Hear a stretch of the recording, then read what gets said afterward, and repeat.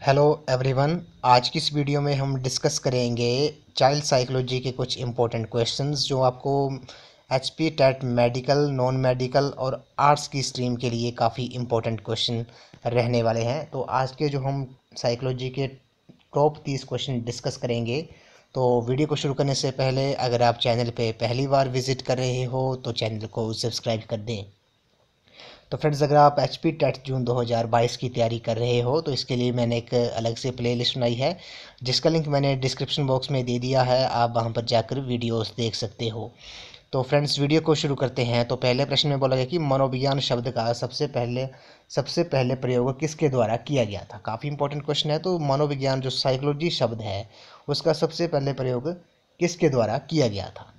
तो ये किया गया था रुडोल्फ गोल्कोय द्वारा। ऑप्शन रुडोल्फ गोल्कोय जो था उन्होंने मनोविज्ञान शब्द का सबसे पहले प्रयोग किया था साइकोलॉजी शब्द का। तो फ्रेंड्स, इन क्वेश्चंस के आपने शॉर्ट नोट्स जरूर बना लेने हैं क्योंकि ये क्वेश्चन जो है आपके वन लाइनर हैं।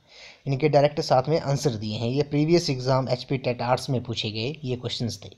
तो मनोविज्ञान शब्द का जो सबसे पहले प्रयोग किया था ये किया था रुडोल्फ गोल्कोय ने। अगला प्रश्न है साइकोलॉजी शब्द की उत्पत्ति हुई है। तो साइकोलॉजी जो शब्द है उसकी जो उत्पत्ति हुई है वो कहाँ से हुई है। वो हुई आपकी साइकी प्लस लोगोस यूनानी भाषा के दो शब्दों से। साइकी प्लस लोगस यूनानी भाषा के दो शब्दों से साइकोलॉजी शब्द की उत्पत्ति हुई है। काफ़ी इंपॉर्टेंट क्वेश्चन है। अगला है संज्ञानात्मक आंदोलन के जनक थे। जो संज्ञानात्मक आंदोलन थे उसके जो जनक थे वो कौन थे। अल्बर्ट बंडूरा जो थे वो संज्ञानात्मक आंदोलन के जनक थे। काफ़ी इंपॉर्टेंट क्वेश्चन है फ्रेंड्स। अगला प्रश्न है मनोविज्ञान के व्यवहारवाद सिद्धांत के जनक कौन है। तो मनोविज्ञान के जो व्यवहारवाद सिद्धांत के प्रिंसिपल ऑफ बिहेवियरिज्म के जो जनक हैं वो कौन थे। वो आपके जेबी वाटसन जो थे वो आपके व्यवहारवाद सिद्धांत के जनक थे। अगला प्रश्न है इसमें बोला गया कि प्रबलन यानी कि पुनर्बलन का सिद्धांत किसने प्रतिपादित किया था। तो पुनर्बलन यानी कि रीइंफोर्समेंट का जो प्रिंसिपल था, प्रिंसिपल ऑफ रीइंफोर्समेंट, किसके द्वारा प्रतिपादित किया गया। तो ये आपका बी एफ स्किनर द्वारा प्रतिपादित किया गया था। बी एफ स्किनर ने प्रिंसिपल ऑफ रीइंफोर्समेंट दिया था। अगला है इसमें बोला गया कि व्यक्तित्व मापन की प्रमुख अप्रक्षेप्य विधि कौन सी नहीं है। तो इस क्वेश्चन का जो करेक्ट आंसर है वो आपका ऑप्शन ये हो जाएगा संरचनात्मक मूल्यांकन विधि जो है वो आपकी व्यक्तिगत मापन की प्रमुख अप्रक्षेपी विधि नहीं है। काफ़ी ये इंपॉर्टेंट क्वेश्चन है। अगला है व्यक्तित्व के दो खंड सिद्धांत के प्रतिपादक है। तो व्यक्तित्व के दो खंड सिद्धांत के प्रतिपादक कौन है। तो स्पेयरमैन जो है वो आपके इस क्वेश्चन का राइट आंसर हो जाएगा। व्यक्तित्व के जो दो खंड थे उसके सिद्धांत के प्रतिपादक स्पेयरमैन थे। अगला प्रश्न है इसमें बोला गया कि डिस्ग्राफिया जो एक अधिगम अक्षमता है व्यक्ति की क्या प्रभावित करती है। तो जो डिस्ग्राफिया है एक अधिगम अक्षमता है, डिसेबिलिटी है, लर्निंग डिसेबिलिटी है। तो व्यक्ति की क्या प्रभावित करती है। ये हस्तलेखन की राइटिंग से संबंधित है, लिखने से संबंधित है। ये डिस्ग्राफिया जो है एक लर्निंग डिसेबिलिटी है।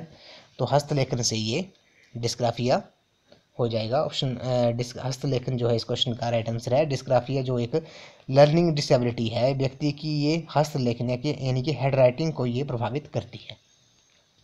अगला है व्यवहार अध्ययन की सबसे पुरानी विधि कौन सी है। तो व्यवहार अध्ययन की जो सबसे पुरानी विधि है वो आपकी अंतर्दर्शन विधि है। कौन सी। अंतर्दर्शन विधि जो है वो आपकी व्यवहार अध्ययन की सबसे पुरानी विधि है। नेक्स्ट क्वेश्चन है इसमें बोलोगे कि सामान्यीकरण के सिद्धांत को किसने अग्रसारित किया था। काफ़ी इंपॉर्टेंट क्वेश्चन है। तो सामान्यीकरण के सिद्धांत को किसने अग्रसारित किया था। तो ये किया था चार्ल्स जुड ने। किसने किया था। चार्ल्स जुड ने किया था। सामान्यीकरण के जो सिद्धांत को किसने अग्रसारित किया था। चार्ल्स जुड ने किया था। काफ़ी इंपॉर्टेंट क्वेश्चन है। अगला है बुद्धि अपने आसपास की समायोजन योग्यता है। तो बुद्धि जो है, इंटेलिजेंस जो है वो अपने आसपास की समायोजन योग्यता है। ये किसने कहा था। ये जीन पियाजे ने कहा था। आपसे स्टेटमेंट पूछ सकते हैं कि बुद्धि अपने आसपास की समायोजन योग्यता है, ये किसने कहा था। तो ये जीन पियाजे ने कहा था। नेक्स्ट है कौन सा अधिगम आकलन में नहीं आता। तो कौन सा अधिगम है जो आपका आकलन में नहीं आता। तो ये आपका अधिगम का तरीका जो है वो आपका आकलन में नहीं आता है। काफ़ी इंपॉर्टेंट क्वेश्चन है ये। नेक्स्ट क्वेश्चन है इसमें बोल गई वाइगोट्स्की के सिद्धांत में विकास के किस पक्ष को नज़रअंदाज किया। तो वाइगोट्स्की जो प्रिंसिपल था, सिद्धांत था, उसमें डेवलपमेंट यानी कि विकास के किस पक्ष को नज़रअंदाज किया गया। तो ये किया गया था जैविक। इस क्वेश्चन का राइट आंसर है। अगला जो प्रश्न है इसमें बोला कि अति सक्रिय बच्चों की आवश्यकता होती है। तो अति सक्रिय बच्चों की आवश्यकता होती है तो ये होती है क्लास में विशेष ध्यान देने की। तो जो अति सक्रिय बच्चे होते हैं उन्हें आवश्यकता होती है क्लास में विशेष ध्यान देने के लिए, एक स्पेशल उन पर ध्यान दिया जाना चाहिए। अगला प्रश्न है, किस अवस्था में शारीरिक, मानसिक और व्यक्तित्व का मूलभूत विकास होता है? ये काफ़ी इंपॉर्टेंट क्वेश्चन है। बोला गया कि किस अवस्था में, किस स्टेज में जो शारीरिक, मानसिक और व्यक्तित्व का मूलभूत विकास होता है? तो ये आपका बाल्यकाल में जो क्या होता है, इस अवस्था में शारीरिक, मानसिक और व्यक्तित्व का मूलभूत विकास होता है। अगला है, बालक किस अवस्था में हंसता कम है और मुस्कुराता ज़्यादा है? जिसका अर्थ है कि वे अपने संवेगों को नियंत्रित करना सीख जाता है। ये काफ़ी इंपॉर्टेंट क्वेश्चन है।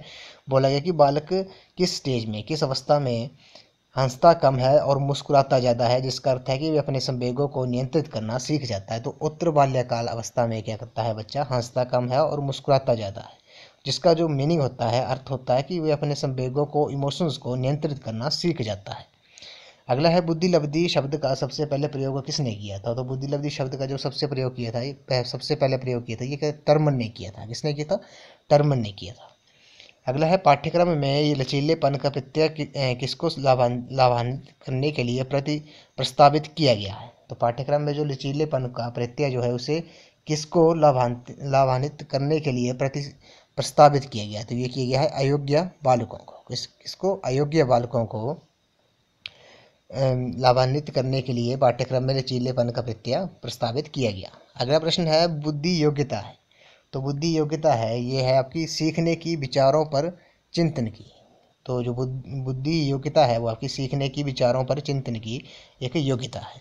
अगला है, किसने कहा कि शिक्षा मनुष्य की अंतर्निहित शक्तियों का प्रकटीकरण है?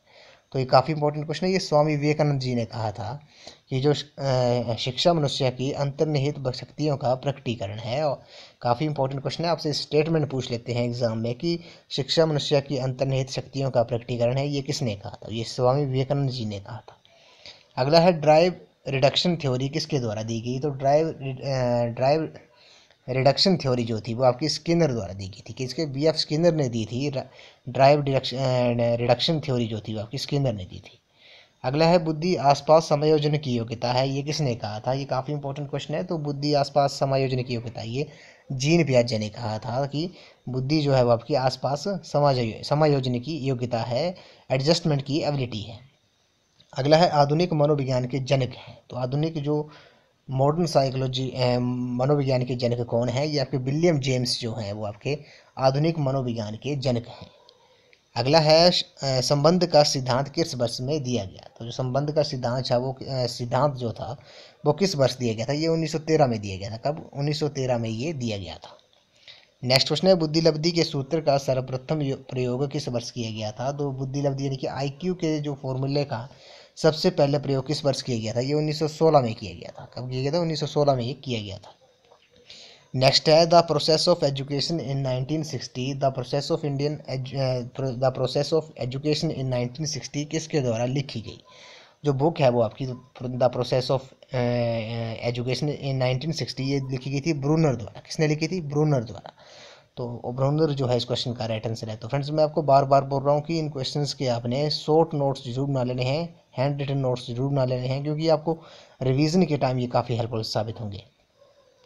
अगला है, शिक्षा मनोविज्ञान की वे शाखा है जिसमें शिक्षण तथा अधिगम के बारे में बात की जाती है। ये किसकी परिभाषा है? ये है आपकी B.F. स्किनर की।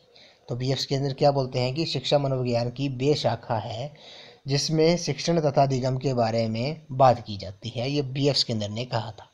अगला है, प्रिंसिपल ऑफ बिहेवियर पुस्तक के लेखक कौन है? ये काफ़ी इंपॉर्टेंट क्वेश्चन है। प्रिंसिपल ऑफ बिहेवियर जो पुस्तक है, बुक है, इसके लेखक कौन है? जबकि इसके लेखक हैं हल है क्लर्क एल हल जो है वो आपके इस बुक के लेखक हैं। प्रिंसिपल ऑफ बिहेवियर के बुक के लेखक जो है, principle of behaviour book is written by Hull, Clark L Hull ने ये पुस्तक लिखी है।